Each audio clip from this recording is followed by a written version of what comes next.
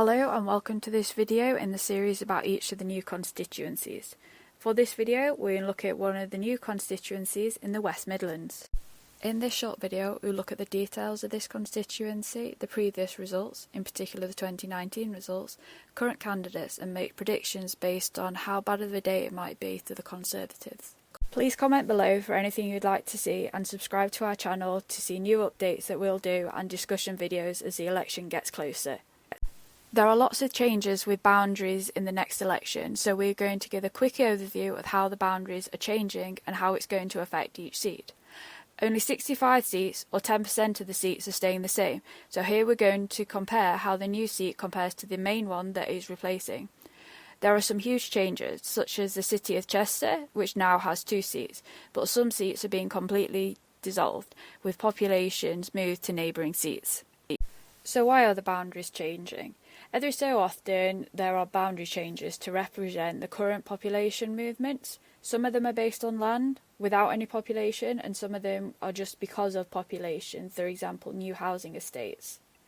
2021 was the census year, which has helped inform these changes. The last major change in the boundaries was 2010.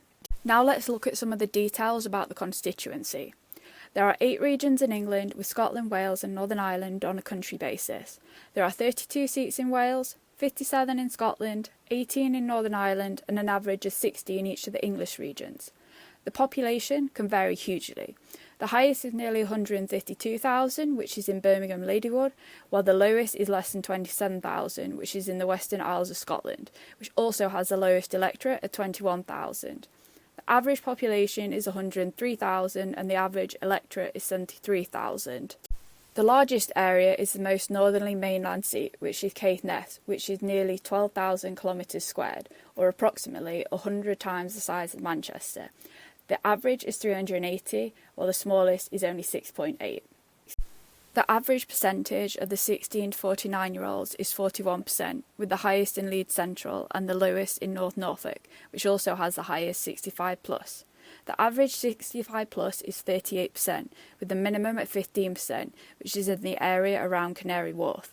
Density averages nearly 1,400, with the highest in Bethnal Green and the lowest in Caithness. This constituency has no boundary changes, but it is getting a new name. There is no boundary change, so it's as you were. When we're looking at the winner in 2019, it's a bit more relevant to the seats that are now made up from multiple old seats. Nevertheless, this is the result from 2019, with the winner and whether the seat was held or it changed.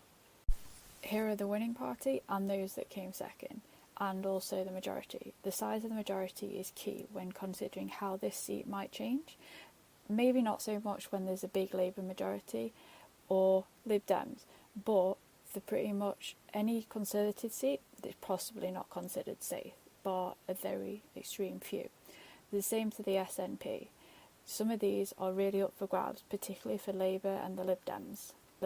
Here we see the vote share at the last 4 elections for the 5 main parties in England: the Conservatives, Labour, Lib Dem, Green and a combination of Brexit or UKIP.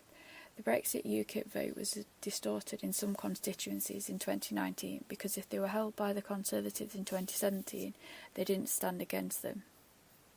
Nevertheless, we can see the changes that occurred throughout the different elections. This is a list of candidates that are on the ballot paper for this constituency. This is now a finalised list as the deadline to register as a candidate has passed. Given the forecast, this seat could go either way. Thank you for watching this video. We hope you learned a lot about the new constituencies. Please subscribe to our YouTube channel, follow us on Instagram and Twitter.